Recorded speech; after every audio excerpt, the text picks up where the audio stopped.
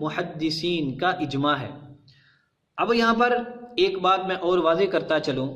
اگر محمد علی مرزا یا اس کا کوئی چیلا یہ کہہ دے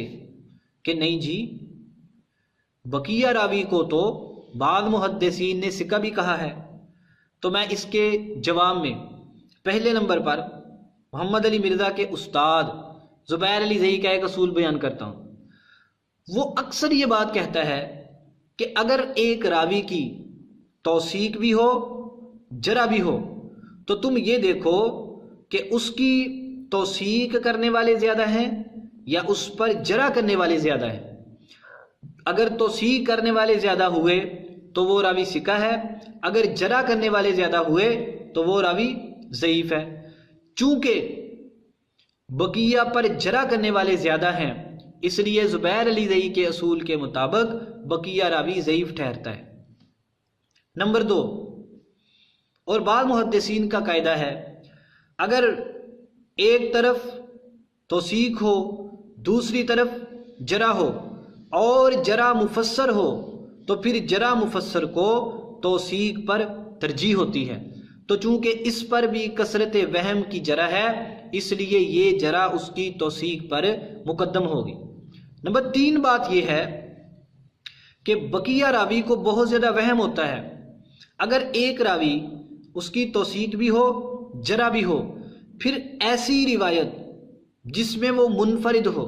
یعنی وہ اکیلا اس روایت کو بیان کر رہا ہو، کوئی دوسرا راوی اس کی مطابقت نہ کر رہا ہو، تو پھر اس کی وہ روایت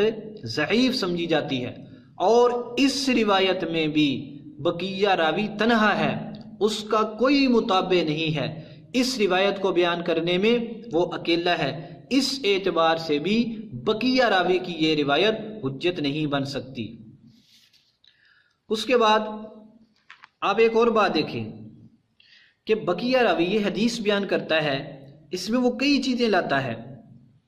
کہ حضرت امیر معاویہ رضی اللہ تعالیٰ عنہ نے حضرت مقدام کو ڈانٹا کہ آپ کیوں انا للہ پڑھ رہے ہیں، اور پھر حضرت مقدام رضی اللہ تعالیٰ عنہ نے حضرت حسن رضی اللہ تعالیٰ عنہ کی شان میں ایک حدیث بیان کی، اور پھر اس کے بعد حضرت مقدام رضی اللہ تعالیٰ عنہ نے 3-4 چیزیں گنوائیں کہ حضور پاک صلی اللہ علیہ وسلم نے ان سے منع کیا ہے اور معاویہ آپ کے گھر میں یہ چیزیں ہو رہی ہیں۔ اب یہ جو بقیہ راوی ہے یہ اپنے شاگردوں کو یہ حدیث مختلف طرح بیان کرتا ہے۔ مثال کے طور پر اب یہی حدیث سنن ابو داؤد میں اس طرح ہے کہ حضرت مقدام نے انا للہ پڑھی، حضرت معاویہ نے ان سے یہ کہا کہ آپ مصیبت سمجھتے ہیں،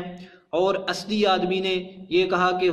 حسن رضی اللہ تعالیٰ عنہ نعوذ باللہ کا ایک انگارہ تھا جس سے اللہ نے بجھا دیا، اور بعد میں تعریفیں کی ہے، پھر 3 وہ چیزیں بیان کی جن سے حضور پاک صلی اللہ علیہ وسلم نے منع کیا۔ یہی روایت حضرت مقدام کے واسطے سے سنن نسائی میں ہے، اور وہاں پر یہ ذکر ہے کہ حضور پاک صلی اللہ علیہ وسلم نے ان 3 چیزوں سے منع کیا ہے۔ مثال کے طور پر یہ جو لکھا ہوا ہے اس میں کہ سونا پہننے سے، ریشم پہننے سے اور درندوں کی کھال پہننے سے منع کیا ہے، وہاں پر ان 3 چیزوں سے منع کا ذکر ہے۔ اور پیچھے والی جو لمبی کہانی ہے حضرت مقدام نے انا للہ پڑھی، حضرت معاویہ نے ناپسندیدگی کا اظہار کیا، اور اسدی نے حضرت حسن رضی اللہ تعالیٰ کو انگارہ کہا، یہ ساری باتیں اس میں موجود نہیں ہیں۔ اس سے پتہ چلا کہ بقیہ راوی کبھی تو بالکل یہ 3 چیزیں بیان کر دیتا تھا، اور کبھی یہ لمبی کہانی بیان کر دیتا تھا، اور کبھی کئی کتابوں میں ایسے بھی ہے کہ اس روایت میں پہلے والی ساری کہانی تو ہے، آخری 3 چیزوں سے منع کا ذکر نہیں ہے۔ اور ایک اور بات آپ عجیب سنیں کہ یہی روایت بقیہ کے واسطے سے حضرت امام بخاری رحمۃ اللہ علیہ نے اپنی کتاب التاریخ الاوسط میں نقل کی ہے، اور اس کا متن بڑا ہی عجیب ہے، وہاں پر ایسی کوئی بات بھی نہیں ہے۔ اس روایت میں کیا ہے؟ فقال معاویہ، حضرت معاویہ رضی اللہ تعالیٰ عنہ نے کہا حضرت مقدام سے، آپ کو پتہ چلا ہے کہ حسن رضی اللہ تعالیٰ کا انتقال ہو گیا، تو فرجع، تو آپ نے انا للہ و انا الیہ راجعون پڑھا،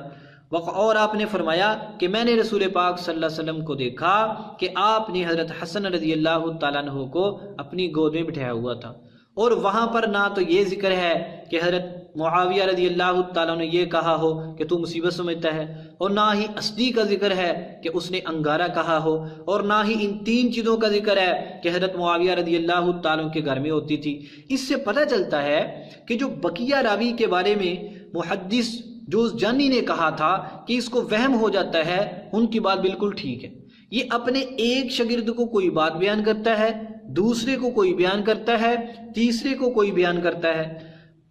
کبھی یہ پہلی بات ذکر کر دیتا ہے، بعد والی چھوڑ دیتا ہے، کبھی یہ تین چیزیں بیان کر دیتا ہے جیسے نسائی میں ہے اور پہلی چیزیں چھوڑ دیتا ہے، کبھی وہ لمبی روایتیں بیان کر دیتا ہے۔ اس سے پتہ چلا ہے کہ اس کو خود بھی پختہ یقین نہیں ہے کہ میں نے کون سی روایت بیان کرنی ہے اور میں نے کون سی روایت بیان نہیں کرنی۔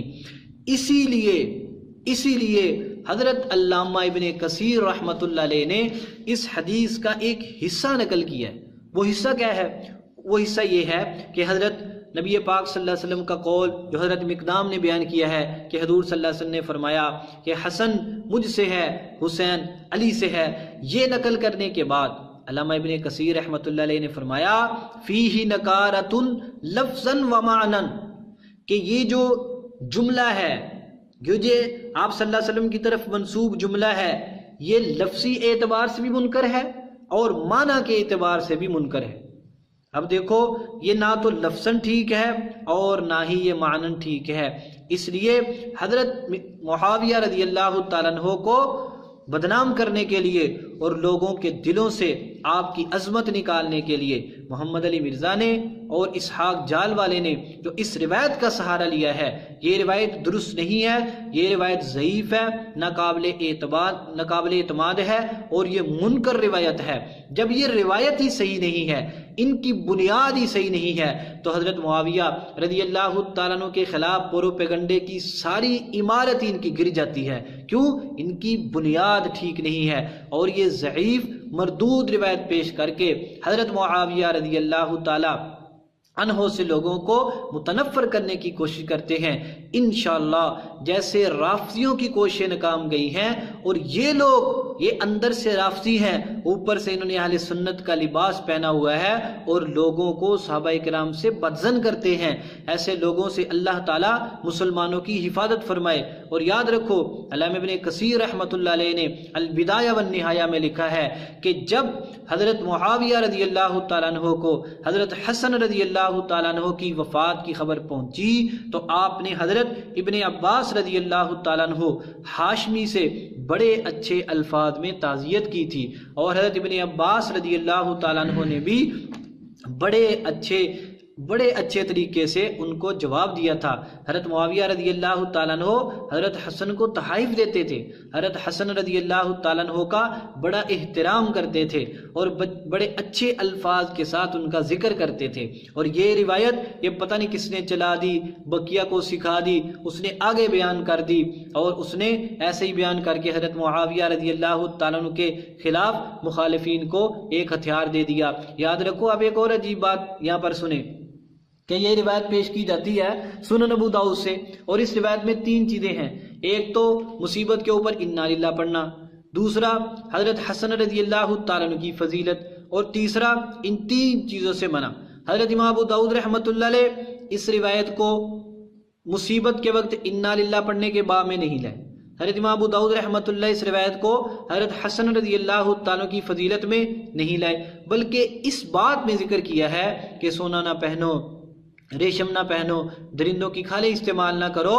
اس باب میں لے کے آئے ہیں، اور اس باب میں بھی تیسرے نمبر پر لائے ہیں بطور تائید کے۔ انہوں نے بھی اس روایت کو حجت اور دلیل کے طور پر پیش نہیں کیا ہے، بلکہ انہوں نے یہ تین چیزوں کی تائید کے لیے اس روایت کو پیش کیا ہے۔ تو اس لیے تمام مسلمانوں سے گزارش ہے اپنے دلوں کو حضرت معاویہ رضی اللہ تعالیٰ کے بارے میں بالکل صاف رکھے۔ آپ نے بالکل خوشی کا اظہار نہیں کیا، جو روایت پیش کر دی ہے اس کی ساری وضاحت ہم نے آپ کے سامنے رکھ دی ہے۔ اللہ تبارک و تعالی تمام مسلمانوں کو ایسے شریر لوگوں کے شر سے بچنے کی توفیق عطا فرمائے اور صحابہ کرام سے خالص محبت